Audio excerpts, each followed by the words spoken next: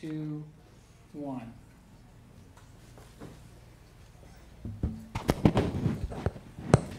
Good afternoon, everybody. We're going to go ahead and get started and start with a roll call. Who's on the phone?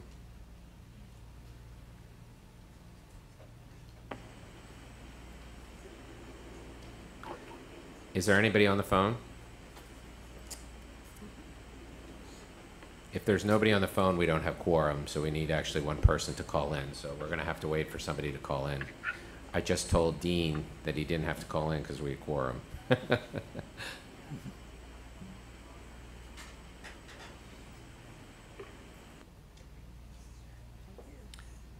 Leticia, are there any comments? Oh, not yet. Okay. Somebody on? Who's on the phone?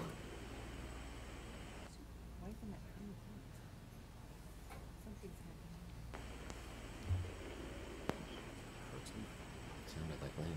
That's easy because then she can do roll call. Yeah. Hey. Yeah, I can talk if you want me to. Hi, Lynn. That helps. We actually Can you needed. hear me? Yes, we needed you Suke's on. on the line as well. Okay, you're good. Who else? Oh, Suke. Okay, that makes us have quorum. Okay, so we're going to call to order. And Lynn, we're going to ask you to do roll call, please.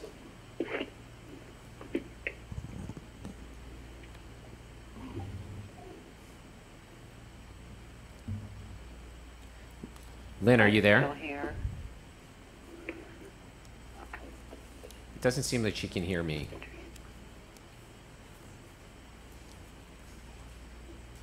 All right, I'll go. Well, the thing is, they can't answer that they're present if they can't hear me.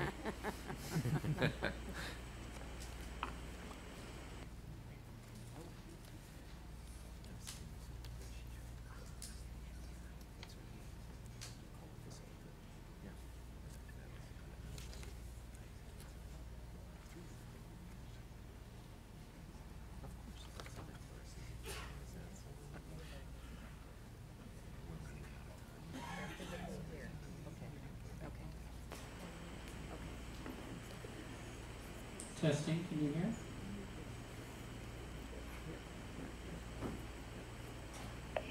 Can you hear? Hello? All right. Doing well. Doing good. Just living the dream. It's been interesting. How yourself? Good.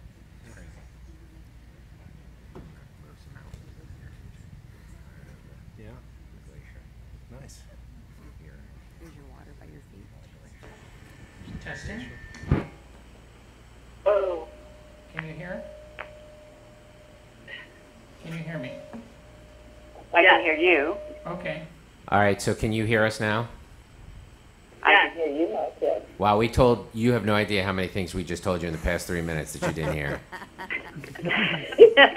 No, I'm kidding. All right, we're going to go ahead and start Well, the I'm meeting. glad we missed it. Well, if you'd heard it, you would be very sad you missed it. We're going to go ahead and start. Lynn, can you go ahead and do the roll call, please? I can. Linda Bowe. Michael Gordon. I'm here. Kelly Herbold. Here. Dean Howard. Dean's on his way. He's not here yet. Okay. Suke Kneifel. Here. Mike Manley. Here. David Negro. He's out of town at a conference. Mark Sims. Here. Lynn Davidson is present. Thank you, everybody. We have a quorum, so we'll go ahead and get the meeting started. Thank you, everybody, for coming in the dog days of August or July. Are there any item 1.02, call to the public? No comments. Okay. 1.03, superintendent's report. Absolutely. Good afternoon, Get it closer. President. Okay, up further. Yes. Better? Yes. Okay. Good afternoon, President Sims, members of the board, the executive team, Assistant Superintendent Kristen Rex, and other people in the audience. Welcome to our afternoon board meeting. I have a few announcements before I get into my report to you. The first announcement is to remind you that we have a work session happening right after this board meeting. So when we finish here, just go on over to the room that's right next door. And we'll have some food ready for you as well if you needed the additional incentive to go. We don't have any executive director's report today because it's just a month ago that they provided you with a report. We will do the executive director's report again in September. And finally, I want to turn this over to Assistant Superintendent Rex to introduce a number of our new leadership staff who are here in the audience. Thank you. Thank you very much. We have had a journey where we have selected 3 regional directors, and I'd like to introduce you to them at this time. Our North Central Regional Cooperative Interim Director is Mr. Dale DeVries, and we'd like to welcome him. Stand up, please. We have for the Desert Valley Regionals Cooperative Dr. Faye Miller. Welcome. And from our Eastern Highlands Cooperative, Miss Michelle Lucci. They have just spent the last 48 hours learning everything they ever wanted to know about being a director for ASDB, and they're still here, and they're excited, so we want to welcome them warmly. We have one more introduction, and that is the new Executive Director of Business Services. That is Miss Shayna Cooper. Please stand up.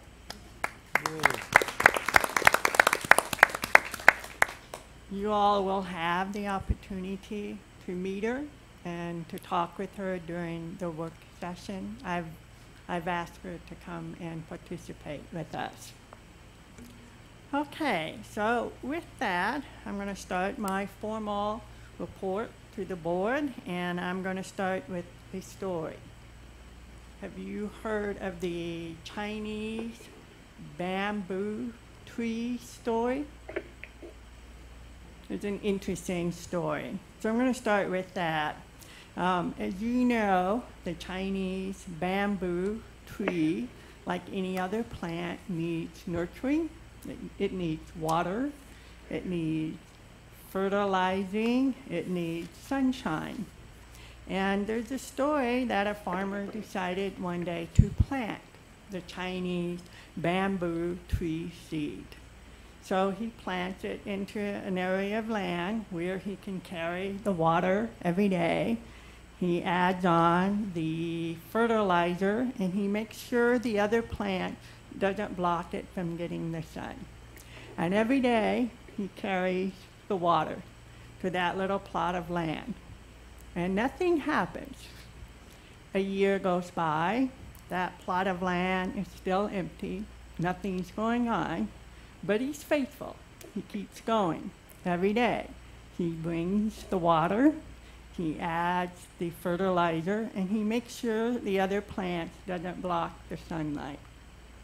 A second year goes by. Still nothing. It's just barren ground. It looks like nothing is going on. But he continues to have faith and belief, and he continues every day to bring that water and to make sure it has the fertilizer and to make sure it has the sunshine. A third year goes by. Still nothing. Nothing. It's still barren. Nothing's going on. The other farmers around him start to laugh and make fun of him. But by that time, you know, he's in a habit. He's been doing this every day for 3 years, so he decides to continue. He does it for another year. Every day he's bringing that water. He is providing it with fertilizer. He's making sure the other plants don't block the sunlight. A fourth year goes by. And you know, if that farmer was me, I would have given up. That would have been done. But this farmer, you know, he was just in such a habit here. He just kept going every day, bringing the water, fertilizing it, making sure it had the sunshine. 5 years, nothing. Nothing is going on. And then one day, he brings the water, and there's a plant growing there. And every day, he continues to bring that water. That plant grows and grows and grows and grows. And in 6 weeks, this tree grows 80 feet up into the air.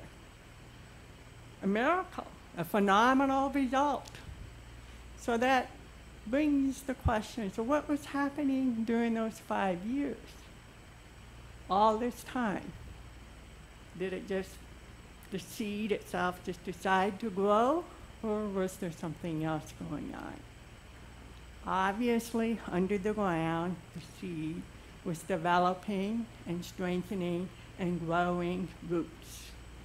And once the roots were entrenched enough and strong enough, then it was time for it to shoot to the sky. Wonderful way of comparing us, people, and organizations, is that we have to build the foundation.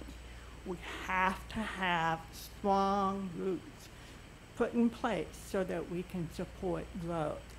And if we are consistent every day to nurture, to develop the relationships, the trust, to have a common goal, to work together, then, and we stay with it day after day after day, at some point, it will seem miraculous. Overnight, we're going to have tremendous results and outcomes. But it doesn't happen overnight. There's a lot of work that goes into that before the growth occurs, the visible outcomes that we want. So in speaking to that, I just want to remind you the ASDB today, we're still building and rebuilding and strengthening those roots, the foundation. We're trying to get as strong as we can. And once we have that fully developed, then we will see what we want to see with student success and academic outcomes and child development. And as you can see, I'm really very passionate about this. This is really important for us as an agency to be able to take the time and really be thinking about what we want to do and how we do it. As you know, some of the foundation building that we've been doing over the last 3 years is the Advanced Ed accreditation, setting up systems for continuous improvements. We are now in school improvement, and we're setting up curriculum in English, language, arts, and behavior curriculum this fall. We have the expansion of the early childhood family education program. We're more than doubling the number of staff. We just hired 11 new teachers. So we're working very hard in making that expansion happen. We are planning a 3-day training program in August to integrate the current teachers with the new teachers, because it's not enough just to hire new teachers, they have to be highly qualified.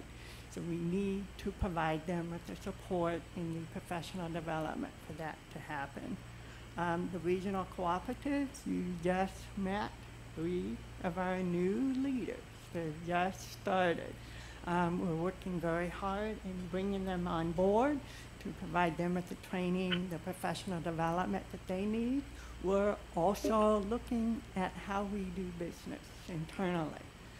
Before it was siloed, and now we're setting up in place consistent business practices is the best way of saying this, to try to make it consistent across the agency and to develop better collaborative relationships with school districts. Space utilization, you will be hearing this afternoon from Albert Duff. He will be giving a presentation, sharing information with you on what we're doing with the Tucson campus and plans for next steps. These are all foundational work. So I can't point to a student academic outcome yet. Given a few more years, I think we will see some significant changes. So for you, as members of the board, in collaborating and working with the agency and working with each other, it's really important that as you take on the responsibilities, the strategic planning and the fiduciary responsibility, that you as a board actively work with us collaboratively.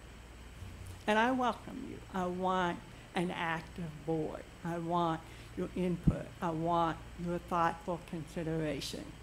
I'm looking for more of that from you. The one thing that I will remind you that you are obligated to take the time to make thoughtful, data-driven, well-informed decisions. So with that, one example of a really important decision that we will be making together as a board is, I know that when we go into the work session, one topic may be looking at the possible closing of the residential program on the Tucson campus. So I want to speak to that a little bit. If you, as a board, not today, but at some point in time decide we need to close the residential program, and you made that decision, we can close the dorms. Absolutely. It's doable. We can, once the decision is made, we can go ahead and send out letters to the parents, to the school districts. We can change the IEPs. We can start the process of transitioning those students back to the homeschool district. It can be done, and it can be done relatively quickly. And there are benefits to doing that. I estimate just some rough calculations. I don't have exact numbers yet, but we may save right around $1.5 million. With the savings, absolutely, that money can be transferred to expand existing program or to implement a new program. Again, that is really doable. The other benefit of closing the dorms is we have more available space on the Tucson campus. That space could be leased out. So that might be another way of extra revenue for the agency. So those are all really doable activities, steps that we can do. There are also other considerations here. We have 45 students living on the Tucson campus. So with those 45 students, there were decisions made by the parents and by the school districts that as they came together and looked at the IEP, the Individualized Education Plan, somehow they decided there were insufficient resources in the local schools, that they couldn't provide the best education opportunity for that student there at the local schools. So the parents and the school districts made the difficult decision to send them to the Tucson campus. These are students that when we transfer them back to the local school district, they're coming from areas that don't currently have the infrastructure and the resources to support them.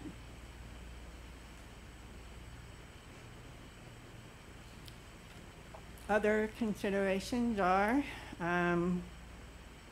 in making the decision to transfer them out to the school districts, it means we need to think about expanding the co-ops. Today, we have 17 vacancies we're trying to recruit and hire and fill, most of them in the northern area, right? Yes. I asked a few people within the agency to kind of estimate how many staff professionals we would need to hire in the co-ops to support these students. The number I got back surprised even me. It was 33 new staff for 45 students. But when I looked at the breakdown, 23 of the 33 are educational interpreters. These are students who need time to access the classroom instruction. So further breakdown, if you're interested in some of the numbers, is that the voucher revenue would transfer from the school to the co-ops, but that voucher revenue would not cover the full cost of hiring 33 new positions. So we would have to use some other agency funds to partially offset that.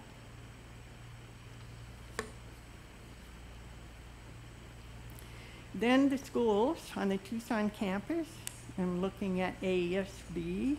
We have 45 students there. 21 are dorm students. So transferring them out would reduce to how many day students? I think 24 day students. ASD has 105 students. We transfer out 24 dorm students. That would come down to 81 day students. And of course, we have the residential staff. We would have to do a reduction in force because I don't think we can absorb them elsewhere within the agency. And there are other impacts here. And it's just a preliminary look at the ripple effect in making this kind of decision will have. I'm not saying not to make the decisions. We, board, and the agency need to work together to address these really difficult questions and trying to figure out how to best use our taxpayer dollars to support our students and to align with the common goal of providing the best education and assets and supports to children and students that we serve. But the most critical thing for me as a superintendent, if we move too quickly on this without the due deliberation and due diligence, the most important impact this would have is loss of trust. Loss of trust with the parents, with the school districts, with our staff, and with the communities.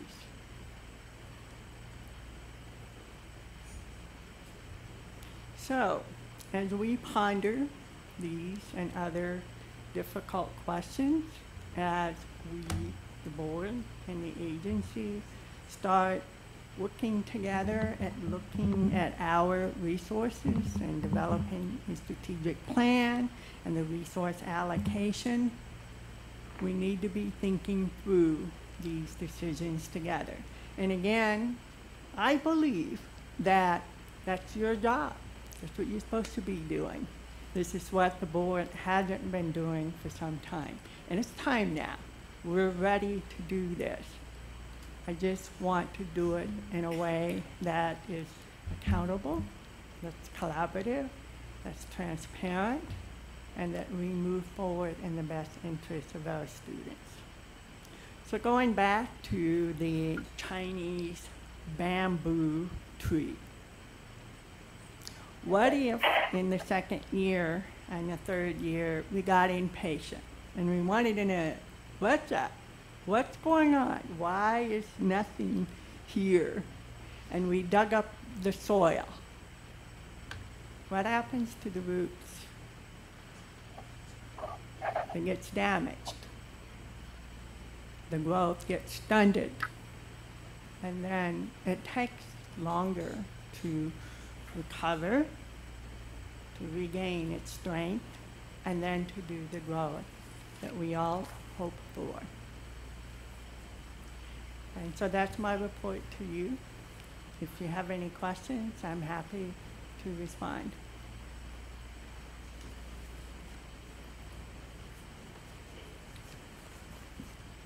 This is Shelley speaking. I have a question for you, Superintendent Reichman. What are the risks of closing the dorms and transferring these students back to their home districts? You mentioned loss of trust with the staff and parents. I understand that. But are these children going to be able to succeed in their home district with the accommodation of an interpreter as opposed to having direct communication and access to their instruction at ASDB? So my first question is whether or not they'd be successful. The second one, would they possibly perhaps be transferred out of state to another school for the deaf? So I'm asking you, I guess, if you could list some of the risks. Okay, I'll respond to you, Shelley, in sign language. In the IEP, it states that some of the deaf students need direct instruction in American Sign Language. That's the best way for these students to acquire knowledge. So if these students were to transfer back to their home districts, whether or not they have the ability to access their education through an interpreter is unknown at this time, and it's one of the considerations we need to take during this process. For those students who may transfer to New Mexico, for example, and join the dorm program there at the School for the Deaf, that might be a possibility. They also might transfer to California. I don't have an answer to that question, but that is definitely a possibility. This is Shelley again. My follow-up question to that is, you said that we have to hire 33 new staff. If that were necessary, how soon could that happen? I know it takes time. Do you have any idea how long it would take? Superintendent Reichman. Well, currently, for example, we have a teacher's positions open in Window Rock on the Navajo Nation. And how many years have we had the position open? 3. Okay, so that position's been vacant for 3 years, and we're still attempting to recruit. Just when we think we've hired somebody, it turns out that that doesn't happen. It's really difficult to recruit a teacher for the deaf in Window Rock. We need one because we have several deaf students there. We've just not been able to recruit there. Shelley, thank you very much.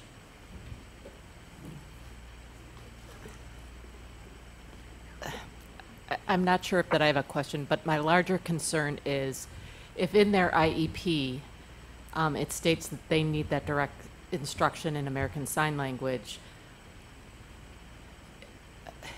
having an interpreter in the classroom does not, in my mind, equate equivalence or equity, which would be a great concern for me, because I see the kids coming out as adults that have that language delay, and I think we would be causing further language delay by not providing them with that direct access and equity. So we need to be thinking about those things and how we can provide supports through the co-ops in the event that we transfer them back to the local school districts. Yes.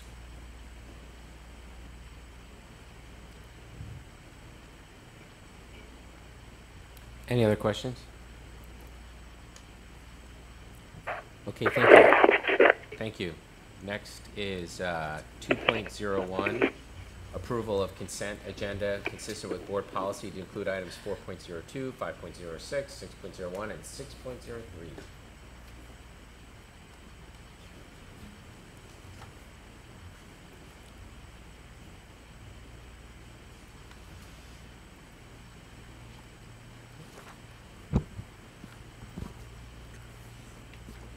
I move to approve the consent agenda items. Second. Can you repeat the list of agenda items? 4.02, 5.01, 6.01, and 6.03. Can we pull 5.01 for discussion? Sure. Okay, so new motion or amendment to the motion? Sure. Okay, I will amend my motion to approve the consent agenda items to pull 5.01 for discussion. And second. All in favor? Aye. Aye. Opposed? Okay. Next up is 3.01.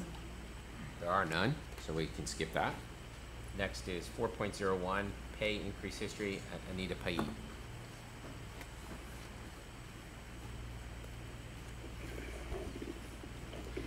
Good afternoon, Board President Sims, board members, Superintendent Reichman, and Assistant Superintendent Rex. Based on the last board meeting when we discussed the pay increases for our staff, Annette and I had discussed two documents that we had that we wanted to show you regarding ASDB history of pay increases by the state. And then the second document was our classification review for compensation for our positions at ASDB. The ASDB history of pay increases goes back to 1995. We were able to gather these records through employee files and go back that far. As you can see, pay actions were given consistently from about 1995 to 2003. And then picked up again in fiscal year 2005 and cut off again at 2008. And you can see as each fiscal year, we've identified the percentages or the general salary adjustments that the state had provided to all state employees. The last state increase for all state employees was the general salary adjustment of 5% in June of 2013.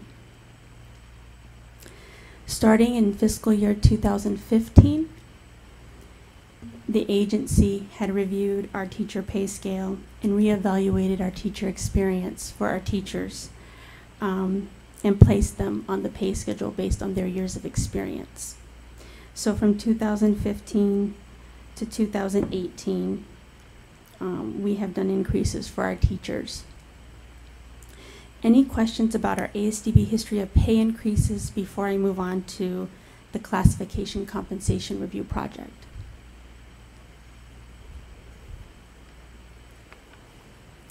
Okay, the second document is our group of classifications. What we did is we took all of our titles in the agency and grouped them in a group. And those groupings, we reviewed the classification. Out of all the groupings, we have, I believe, 7 left to review. We started this process back in 2015.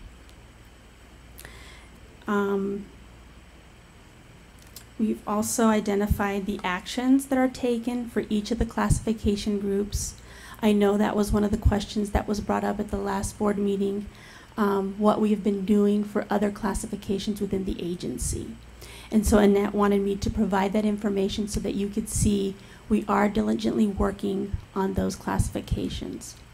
We anticipate that by December of 2018, we will have finished with the other 6 classification groups, and then we'll start over again for review. any questions regarding the compensation review of classification groups? This is Shelley. I do. I'm looking at this, and it says the teacher's aide. Were they included in this grouping, or is that going to occur later? Which document are you referring to?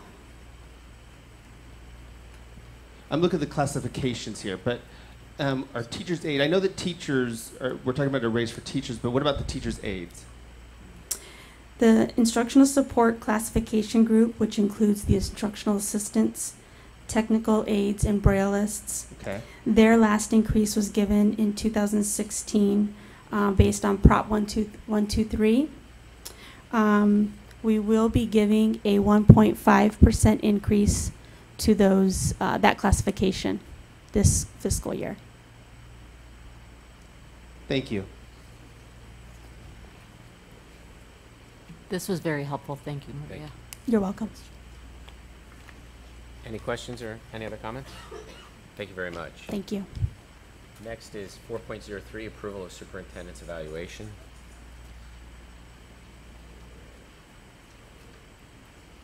If you want me to share with you a little bit, I'm happy to do that. Sure. I really appreciate you taking the time to do a thoughtful review and evaluation. I can give you just a brief summary of areas that I seem to be doing better, and then other areas that I can continue to improve. In your comments, you stated that I had a passion for the job and getting to know what I need to do with the agency, that I'm taking on challenges, that I'm willing to work with you on the strategic planning and take guidance from you on the vision, that we've gotten the funding for early intervention program, early family education program, that I include different stakeholders' engagement by networking with them, and that I'm making more data-driven decisions. So these are areas I'm doing well, according to you. Areas that I can be improving on is on informing, engaging, and transparency with the board. So obviously I need to continue working with you and building the relationship and the trust. Understanding issues with visual impairment, having more of a sense of urgency for change with action plans. Next one, listening and spoken language, educational opportunities, improvement on student achievement, and you didn't have an understanding of my professional development growth. So these are areas I need to be doing better. The rating from 1 to 5 ranged between 4.2 to 4.6. That was the range.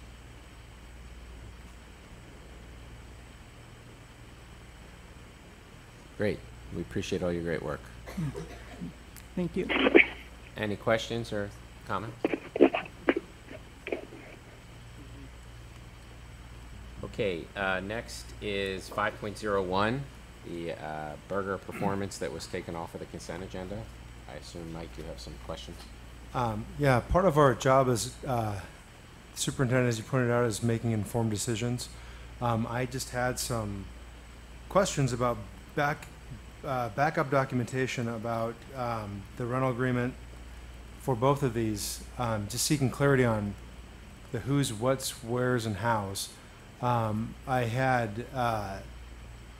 was a little surprised that we didn't have information in our packet about specifics. I think that it would be important moving forward if we were to make good, sound decisions, if that historical documentation, including the renewal of fiscal matters, is either vetted to the entire board in the packet or made aware of by the finance committee, just so that before we're approving continuing a rental agreement without any documentation that we know what we're agreeing to do. Yes, we have Brandon Howell actually here. If you want him to briefly describe what we do with the BPAC and the renting of the auditorium on the Tucson campus. Brandon, can you come down? Hello. Hello. Yes, so basically what we do with facilities that we have, certain facilities on campus that we make them available to the community at times when the school is not utilizing them, for a lot of times for one-time rentals. So the rentals you're looking at there, one of them is a dance recital, and then another one is, I believe Coldwell Bankers is having a team building event where they're having a concert in the Burger Center. So they're typically day-to-day rentals. There's also a goal ball tournament that Savvy is holding in our gym, and that's what those contracts are referring to. Correct me if I'm wrong, but the auditorium is one of the larger auditoriums in the area. Is that correct? Yes, it's a 500-seat venue in Tucson. So there aren't many. There's about 3 or 4 that are its size that are used as much by the community as ours is. Ours is used quite a bit by the community. You know, I think just adding that would alleviate any hesitation on approving those Okay. types of issues. I think that's great that we're doing that. And I know Tucson, I'm sure they're happy to have a venue of that size. The theater community, the dance, yep, definitely. So we can add that to the board package in the future if you want that, and or include it with the finance committee when we have meetings. There are different ways we can provide this information. Gordon, in the past, I mean, don't we usually receive a list of there's contracts that we need to approve and uses, just like you're describing? I know I've seen that list. Yeah, you should have had the list this time. I usually provide them before the board meeting. Okay. Did I miss it? They're on the agenda, the list. And it's just standard ink blotter for what the times and prices and all that. Like, okay. I just didn't know what that was. All So right. thank you for clarifying that. Sure. So I'm going to tell you that I don't think the attachments are on the agenda. Yeah. We have the attachments, no, I got the names of No, no. Oh, Do you want the attachments? yeah, the attachments Or would it's be, the contracts? and those contracts, I think, even if it's just through the finance group, would be plenty good for me to know what's going on to approve. Do we have a motion? Can I make a motion to approve 5.01 as presented? A second. All in favor, say aye. Aye. Approved? Aye. Opposed? All right, it passes. President Sims? Yes. Did we need to take action on 4.03? 4.03. Approving it? To approve it? All right, that's what the consent calls for. Yes, I would assume. It's kind of, I don't know what would happen if we disapproved it, to be honest with you. It's not start as a consent agenda item. Right, no, I understand. Actually, I'm not sure, the action would be to accept it, right, as presented. Do we have a motion regarding 4.03? I move that we accept. So moved. We have a second. All in favor, say aye. Aye. Aye. Opposed? All right, thank you for keeping me honest there. 5.02, information and discussion, spatialization presentation. Yes, so this is an opportunity for Albert Duff to come up and present. We have a PowerPoint too, right? That Yes, we're gonna that be is putting correct. up.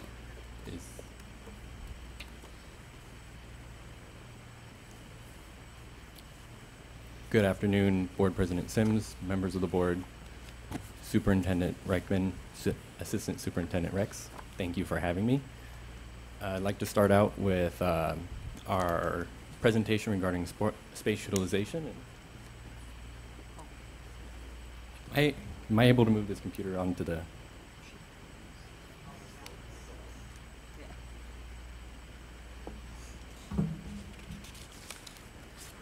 I can't do two things at once.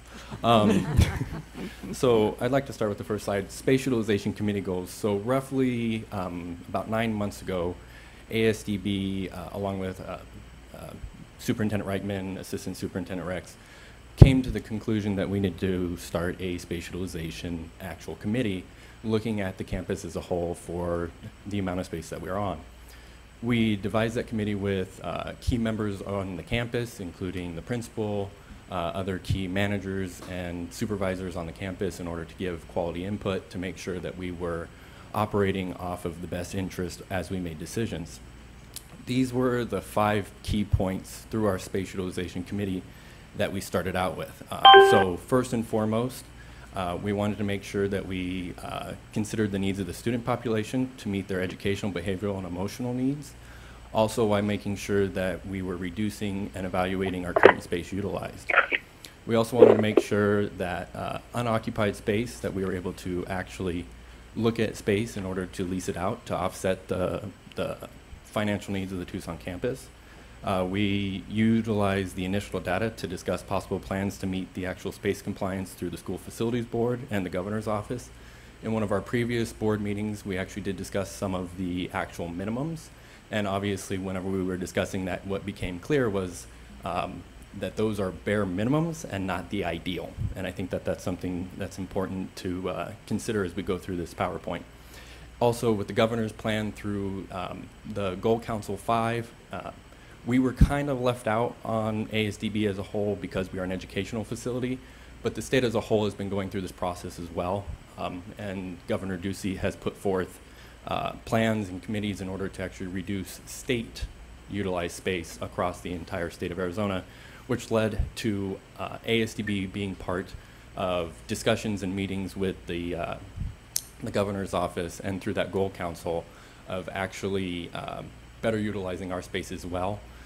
And we have been in continuous contact with Department of Child Safety as well as other state agencies in order to look at actually leasing out our buildings to them as well. And we'll get into that a little bit further.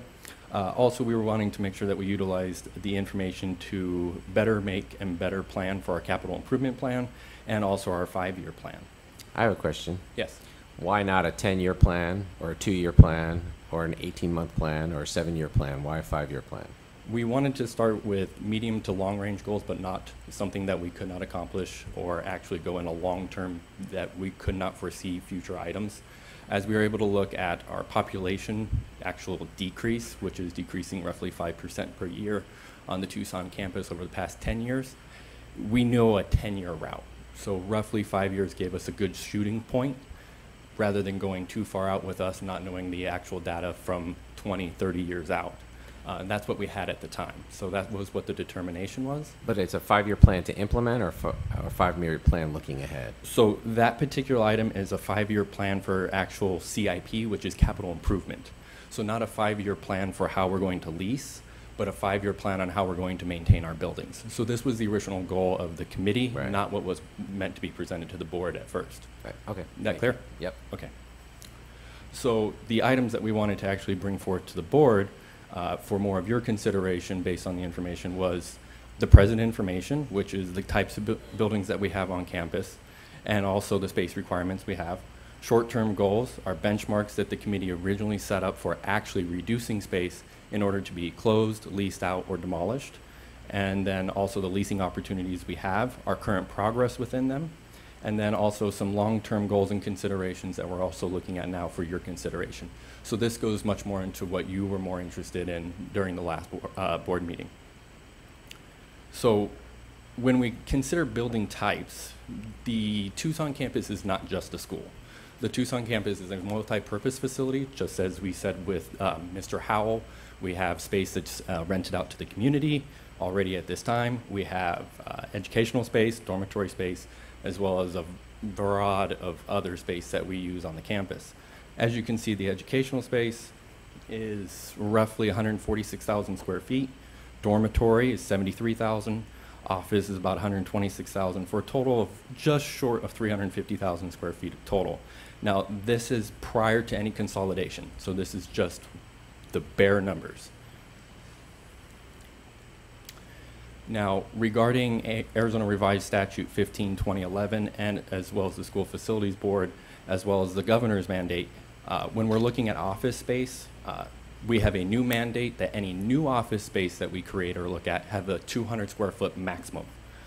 And that's for any new space. The current occupied space, that is what it is, but as we were going through and looking at buildings, we definitely want to make sure that even our current space tried to meet those same goals. And if you've ever been in a 200 square foot office, you realize that that's more than enough space for most office people. We do have some exceptions to that whenever we were looking at office space, when we had people that had specialized tasks, say an audiologist or someone within the visually impaired community and their spatial needs. They might need different items based on their needs. When we're looking at the actual square footage for the school facilities, we had, this is from the School Facilities Board, so this is their bare minimums, and as Mr. Manley pointed out previously, it's not enough to actually do quality education, but it is our bare minimums that we have to require to. So with that information, with the number of students we had, it became quite clear to the Spatialization Committee that we needed to reduce space, but the question was how much. And then this was what the Spatialization Committee, as well as Superintendent Reichman and Assistant Superintendent Rex, we were able to come up with as just a good starting point for us to look at, and an initial goal. There's no point in making a plan if you don't have a goal. So when we were looking at that, the dormitory space, we wanted to reduce 30,000 square feet of that 70, 25,000 of education, 40,000 of office, reducing roughly 95,000 square feet or 27% of our campus. That was the initial goal. On the last board meeting, you did actually receive a very similar item to this, which is what we've currently closed already, and actually within the process to be able to lease out. So this is not just this is a snippet of the whole that we've already actually closed as we've been going through this process. But currently we have roughly 30,500 square feet that is viable space that with some tenant improvement could be utilized for leasing. And this we're looking at having available by October 1st. Now granted, that is just what we would have available. The plan to actually implement and the additional considerations that we need to move forward to actually leasing are still in the very baby stages as we get onto this process. The reason being is that we still want to make sure that we work with the Attorney General's office, that we're following all the laws, because this is something that not only other state agencies are very new to, this is also something that has never been done in a school, to my knowledge, of actually leasing out buildings on the campus that we actually reside. Second phase is, and actually kind of a long-term shot that we're looking for, looking at the education side, we're actually planning on closing the high school over the course of this summer.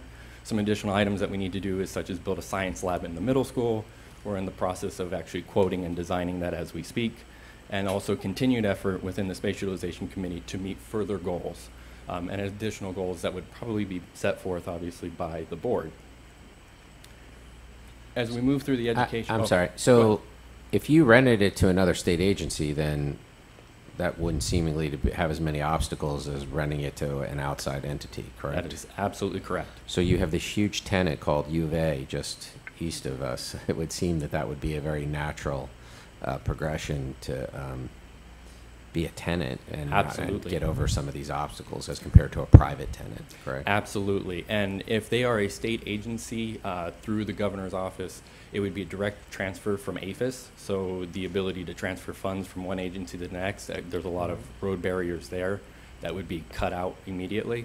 So our ideal goal would be to market first and foremost to the state, because not only does it provide ASDB with additional revenue, it helps offset the state because we could offer a reduced price for those agencies and they get a better deal as well. So the state overall wins by renting from itself.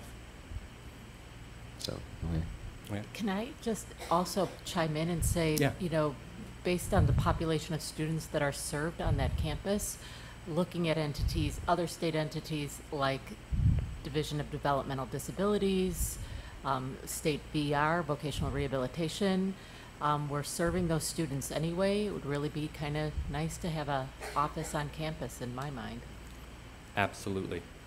There's also organizations that are also serve ASDB or have very close relations to the visually impaired deaf community, that would be very beneficial to have on our campus to lease out those buildings to as well. So those will be our primary choices, and obviously the least obstacles or barriers of entry into that process. But the change of culture that we have to start to even have them consider coming onto our campus is even a barrier there, because, for example, when the state started looking at spatialization, we were wiped off the board as even state buildings to be considered. So now we're just breaking into the state entity saying, look, we're here, we're available, we want you here, we would rather have you here than an outside entity. We have lots of space that we would like you to consider. So you're absolutely right that that would be our primary choice. And I'm just thinking from a service standpoint, as well as most of those agency employees have to be fingerprint clearanced anyway, and it might bring down one of those barriers. Absolutely, absolutely. I think we're all right on the same page. Any other questions before we proceed? Okay. So the next I was able to turn over to the board for consideration, also for you to have on your information, are the educational dormitory and other support building breakdowns. As you can see from this spreadsheet, you can see the age multiplier. It's actually off by a couple of years because this data we get from ADOA, Building Construction Services. You can see the construction year, the FY18 building renewal and FY19. So building renewal are monies that we receive from ADOA that are appropriated to us to extend the life of the building. Now, these are not monies we received. This is the calculation based on the age of the building, the size of the building, that ADOA, building renewal, would need to give to us to do capital improvement plans or tenant improvement plans on the building. We do not get nearly that amount. No one in the state gets nearly close to that amount. So the original purpose behind the Spatialization Committee was, by leasing buildings out, we could offset the cost of the capital improvement on our buildings due to the fact of how much deferred maintenance has been done throughout 20, 30, 40 years, as you can see within the campus of each of the building. You have the gross square footage, as well as you can see the added total, the scheduled for removal. For example, on this one, which is the bathhouse, which is a very underutilized and very neglected building from 42 years of being pushed off to the edge of building renewal needs. We have our total to be closed or leased, and I've also included the total operational classroom and total support. I'd like to also make note and draw your attention to total classroom. As we close down, we would only have 62,000 square feet of actual education space. That would essentially be the high school, middle school, the high school would be closed, middle school, elementary school, as well as the I believe Clifford building was included into that. As Clifford, we were able to consolidate the birth to 3 program, early childhood, as well as preschool into that one building. So that has become completely educational as a birth to 5 program through this process of spatialization and moving people around on the campus. Whenever we take a look at the total number of being closed, which is the high school being closed, we're looking at a 14% closure in education space.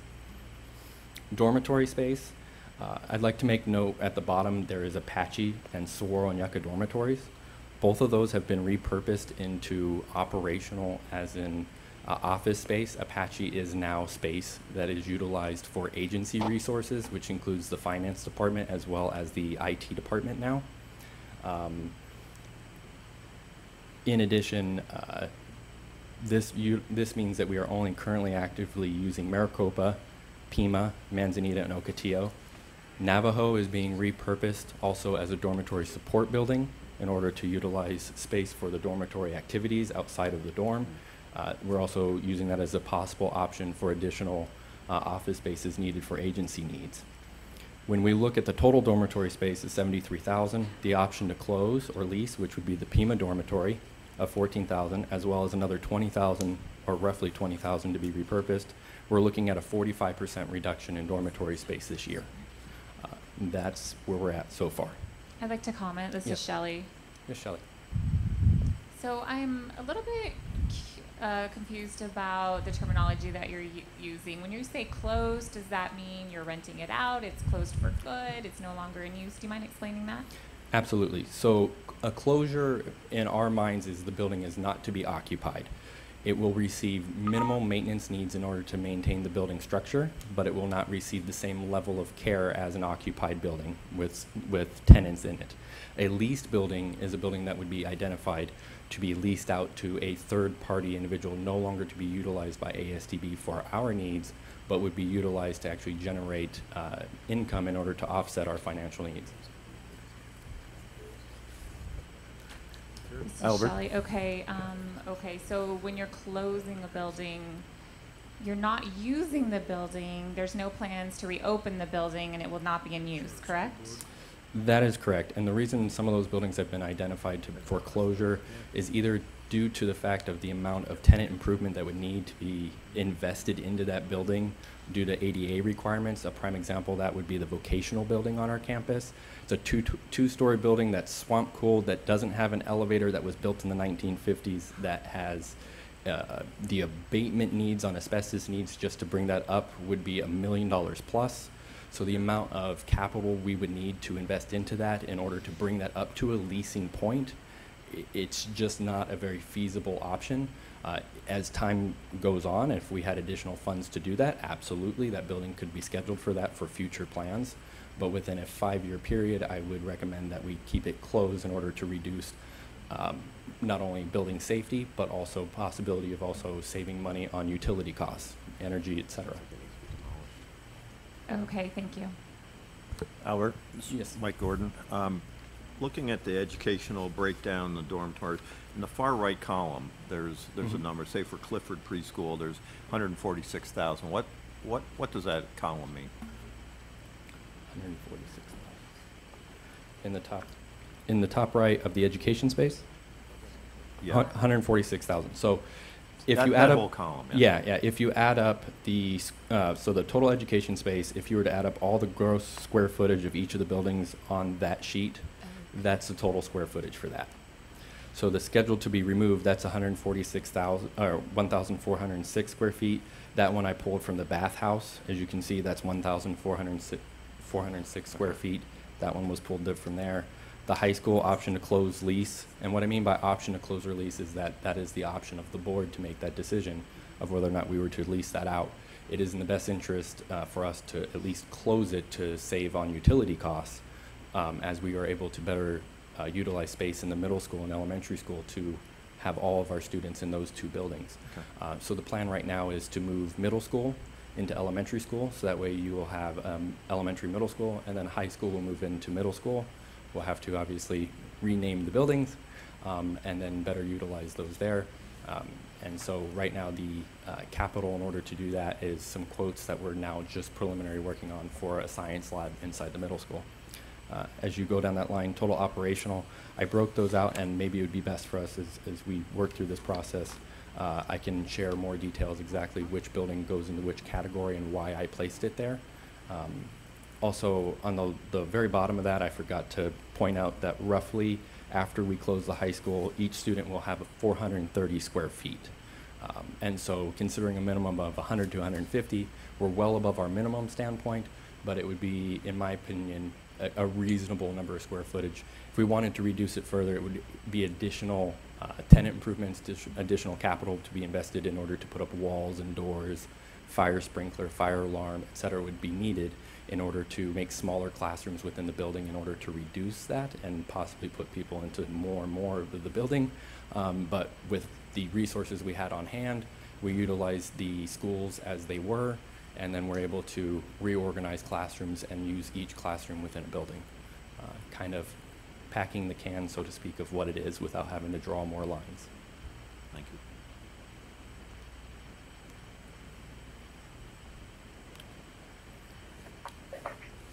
This last sheet is a bit hard to see, and I think it'd be best to kind of go over it quickly over on the right-hand side. We have scheduled for office support, this is everything else on the campus. And as you can see, there are everything from a spray booth to that vocational building I was talking about, the museum, which is actually the old superintendent's house, Classroom, Kachina building, there are multiple buildings on here that are kind of the leftovers that are not education or dormitory. That comprises 126,000 square feet.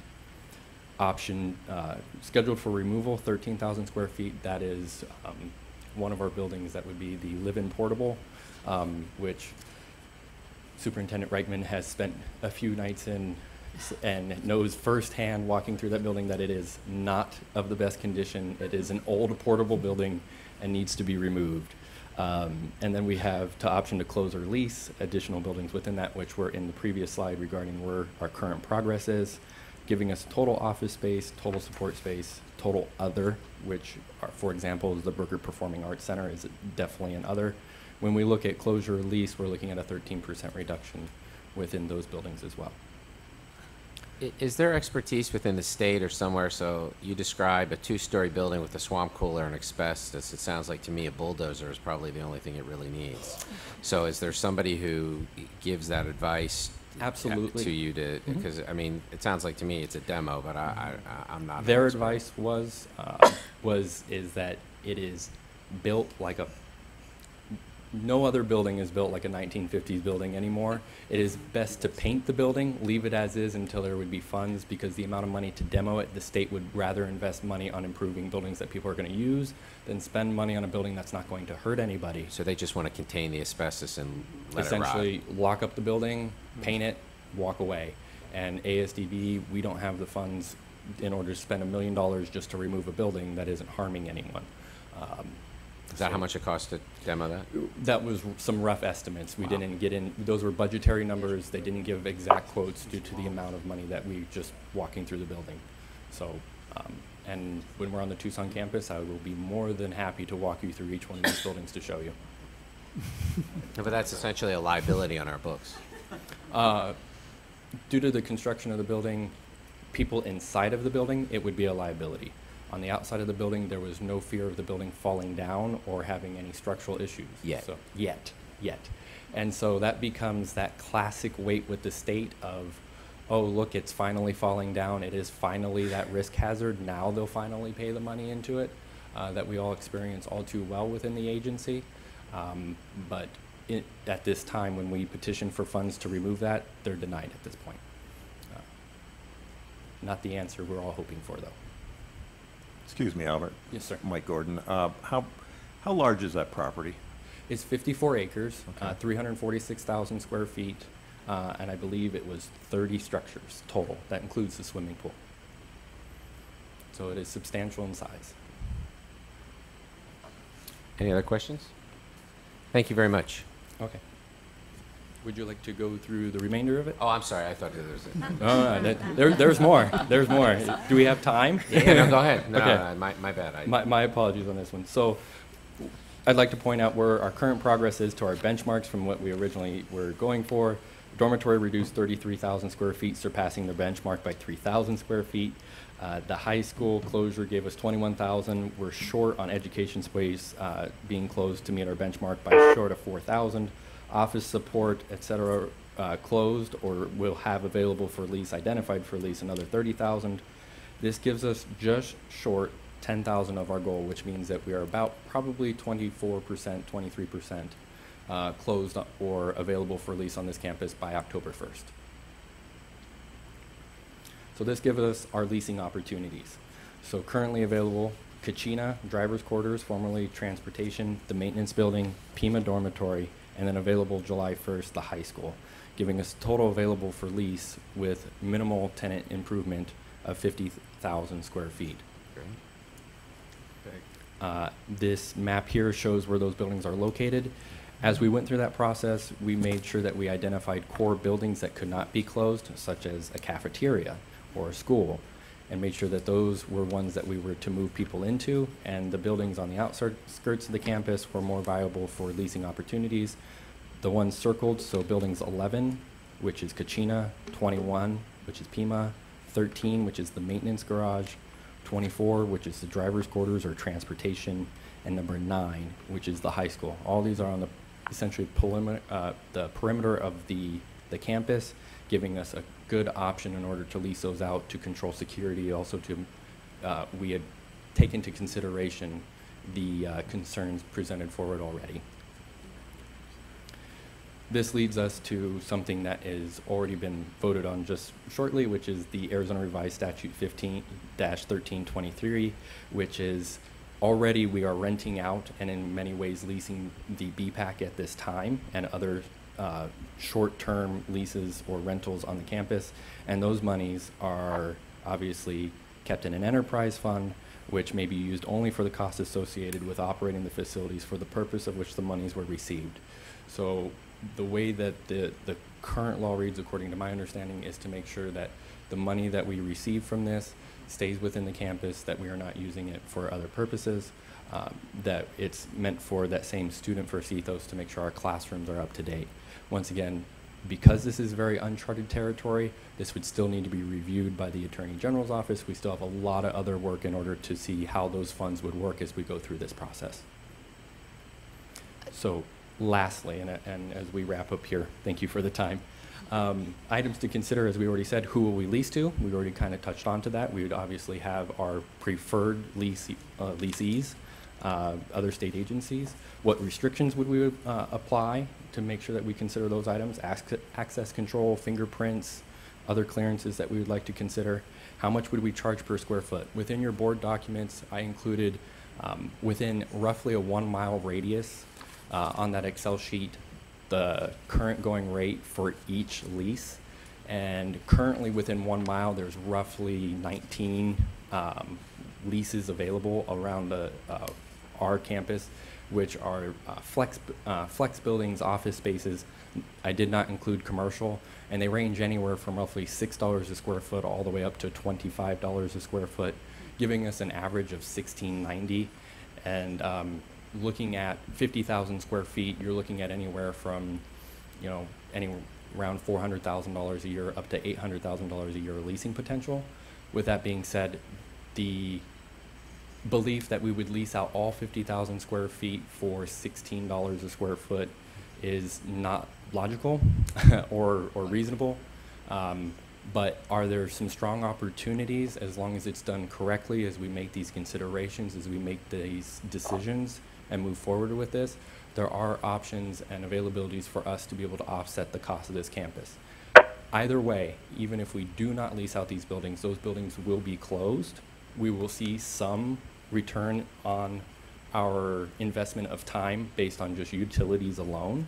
We're also seeing some improvements just in the overall operation by, for example, Clifford now being birthed to 5 buildings. So now we have early childhood and preschool in that building. Or, for example, having business services and IT located in the same building, or operations all within one building.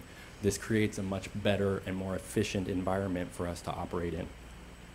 The other thing that we must make apparent and also consider as we go through this process is that we stay true to the history and meaning of ASDB to provide the best education to deaf, blind, HIVI, and deaf-blind students, that we always maintain our student-first ethos as we go through this process.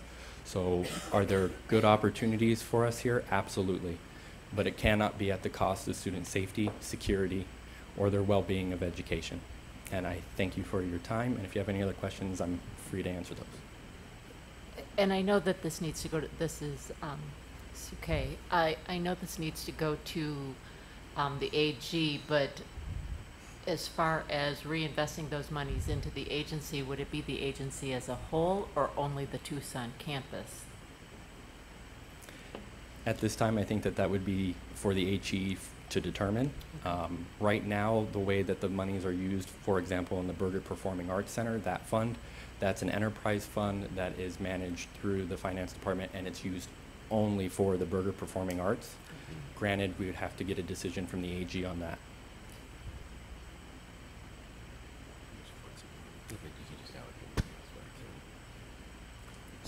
Thank you very much. Thank you. Next is 7.01, call to the public for any comments. Okay. 7.02, agenda items for the next board meeting. Any board members or anybody have any agenda items that they would like discussed? I'd make a comment. I'll be meeting with Superintendent Reichman, and we would expect to discuss her contract at the next meeting. Yes. Okay, Thank you. you're welcome. You need the evaluation before you can do that, so. Okay. No specific agenda, okay. Action item 8.01, adjournment. I make a motion, we adjourn? Second. All in favor, say aye. And then I second it. Aye. Aye. Everybody wants to be a Aye. second Aye. on that one. Opposed? All right, we're adjourned. Thank you very much. We'll see you in September, everybody. Not yet. Go No, I to know. the work There's session. more than the board, whoever else is not. We are going to take a 15-minute break and we'll reconvene. Well, you can eat or do whatever, and we'll start the meeting at 5:30.